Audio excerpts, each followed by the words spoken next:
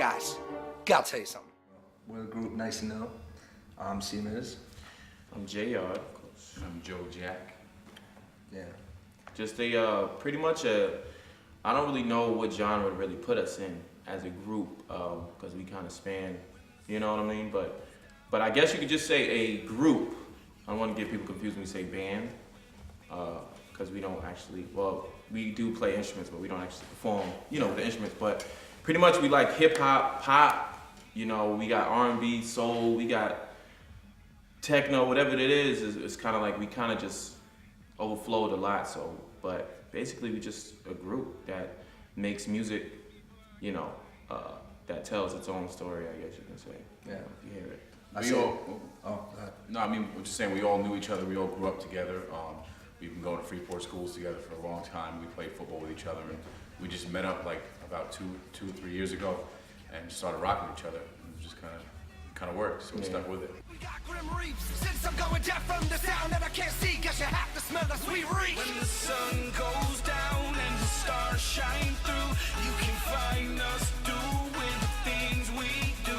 When the dance floor's wild and Yeah, the history of the way it all kind of happened, it was like different levels the way everything was. It was like me and Chris was rapping. We've been rapping since high school. Never really had a real name or anything. And then one day, me and Chris got into like this argument about, are we gonna do this for real? Are we gonna be serious about it? Blah blah blah. So whatever. We was like, all right, we're gonna be serious. And then one day, Chris, he calls me like, yo, I'm going to Joe's house to get some singing lessons because he was like, I'm trying to sing. Long story short, Joey's teaching Chris, you know, vocal lessons, and then Joe plays a song for Chris that he did. Joe thought it was corny, and then Chris called me like, Jay, listen to this. Listen to it. I'm like, what? That's crazy. So literally like 2, 3 days, 4 days after that, that's pretty much how it started, you know, and then that was like the group. Some of the influences I think that kind of created what we are musically started out pretty much in different ways for all of us, whether it was Chris's dad, you know, playing early Motown, old jazz music for him growing up, and Jay, you know, being influenced by his older brothers and cousins playing him all the, you know, the hip hop of the time, and as well as being in a group that did all kinds of African drumming and stuff like that. For me, growing up, my mom's a Christian singer-songwriter. She started out just also writing regular music, but then she kind of crossed over to just Christian, and then I went to school for opera. So our influences are all over the place. I mean, you know, genre-wise, I know the words to every Linkin Park song, but and Backstreet Boys, like, you know, we're just mixed up all over the place, and we kind of, you know, I think that's why we work together well, because we're all just all over, you know.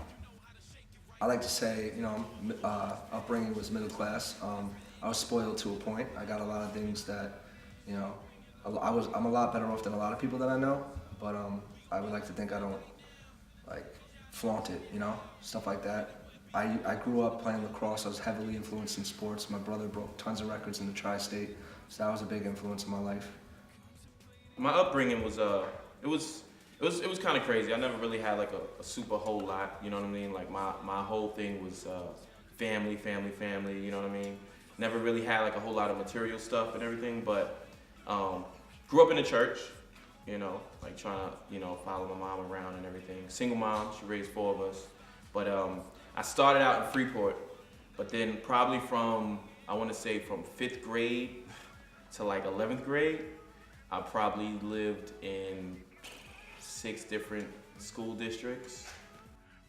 I think that our social and economic background has a certain effect on our appearance and the way we are received to certain extents, to a certain extent because of people's ignorance. I mean, there's no way for anybody to know what our social background even is unless they use our color to judge. Maybe, oh, because these guys are white or this guy's black, that defines what their background is. But I think that our music really doesn't glorify the negative as much as it glorifies trying to be happy with what we have and trying to have a good time and, you know, trying to get out of the struggle.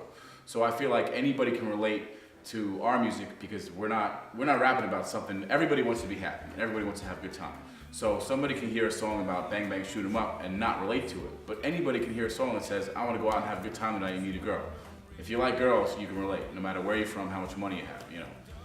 someone like me, someone like me.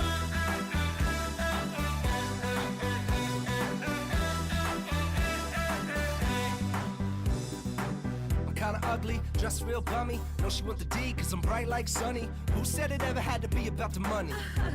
Girl, did I tell her funny? Check the check, stress to get her a bouquet. Gone bald, need to get a toupee, light on the cake. All I gotta say- Well, I think our appeal is kinda, it varies. Like in a negative but positive way, because of the ignorance of people, being that they see a black guy, they see two white guys, they already thinking like, oh, black guy, he's probably was from wherever. So right away now, but I'm just saying, but yeah, he's from the hood. He's an Uncle Tom. Yeah, he's from the hood or he's Uncle Tom or whatever, Either whatever. one. But at the same time, they're thinking like, oh, I like them because of the black guy.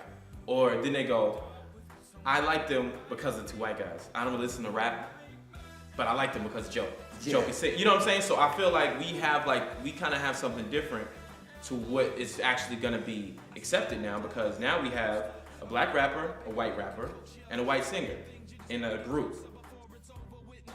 Social media is like a very good tool for us because it's a way to like separate us from the other people, other artists, other names, other brand names, by using different strategies and techniques to get our music heard. A lot of people who use social media don't go about it the right way. They think by creating something and just putting it there, it's gonna be heard and they're gonna be the next big thing.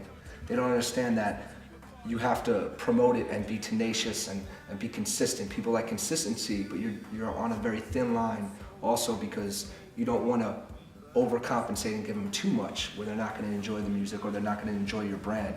You know, too much of something's not good. So you wanna learn to like, through Twitter. Jay, I know, is heavily on Twitter, does Twitter all the time, talks to a lot of people, makes a lot of big connections.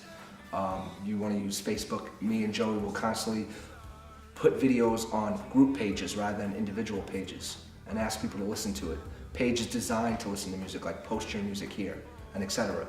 You know, there'll also be stuff we'll do, like certain techniques with SoundCloud, where some people just make music and you're expected to get followers. We'll follow like 1,000 people, listen to their music, give them feedback. Now there's that personal connection you gain through social networking where they actually follow you back and they enjoy your music. Now you've gained a real fan. And we continue to do that on a daily basis. I think there is a disadvantage in using social media in that if you're not promoting yourself properly, that you're not going to be heard, because there is like so much competition going on. There's so many people doing the same thing, so you have to think of different ways to draw people in.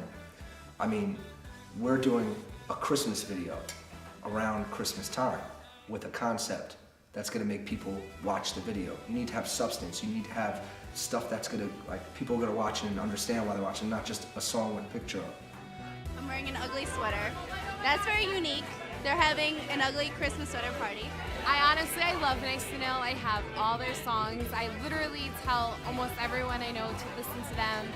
The reason why I like Nice to Know is that they bring a different type of vibe to the table that others don't to music.